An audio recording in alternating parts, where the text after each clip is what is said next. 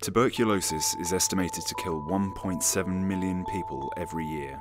It's recognised as the highest infectious disease killer in the world, ahead of HIV and malaria, and it primarily targets the most vulnerable people in society. What is quite clear with MDR-TB is that sometimes the treatment itself is worse than the disease.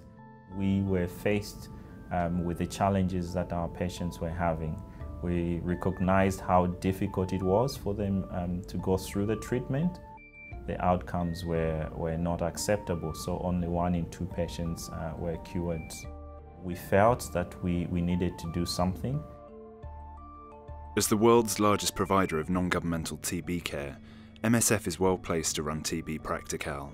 The Phase 2, Phase 3 clinical trial aims to radically improve treatment for TB patients with less toxic treatment over a shorter period of time, using more effective regimens.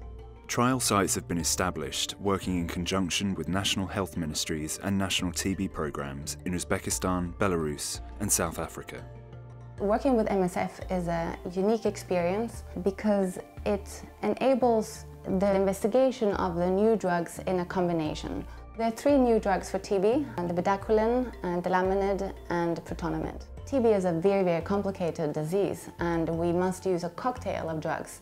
So just having 1 new drug on the market, the questions remain: how are you going to use it? In combination with what? And so this is where an organization like MSF steps in and gives unbelievable value towards the public good. MDR affected me so badly.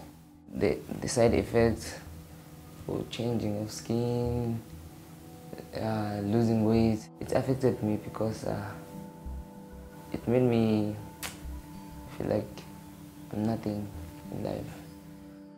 My name's Louisa Dunn. I'm a sub-investigator on the Practical trial. I am involved in meeting patients when they're first diagnosed with multi-drug resistant TB. So we meet with them and see whether they're sort of suitable to join the trial, and we call that pre-screening. If that's all fine, then we go ahead with sort of screening assessments of patients, where we find out a lot more about them and do sort of various sort of simple tests to see whether there's any problems with them joining the trial. And if that goes well, then we enroll onto the trial, treat the patients with their trial regimens. Our participants, they enjoy the fact that our treatment doesn't have injections. Everybody is scared of the injection. They are also happy because this treatment is very short. It is 6 months. It used to be 18 and above. It was depending on patients' recovery.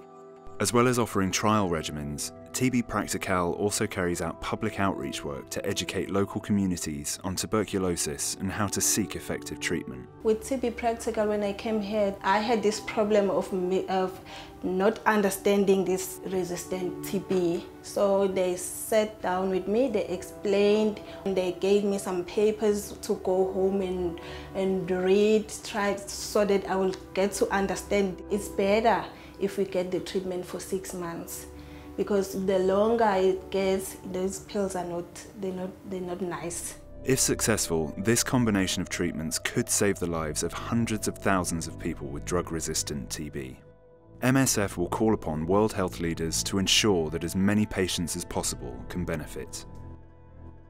The reality is, pharmaceutical companies have tended to develop individual drugs and not move to the next step of developing regimens, which is absolutely needed to be able to treat TB and MDR-TB. We haven't had new drugs for TB for the past 50 years, and now suddenly we have 3. And so, if we don't get it right now, we might lose them very quickly, and then all of this work to put into it might have been in vain, and we do not want that.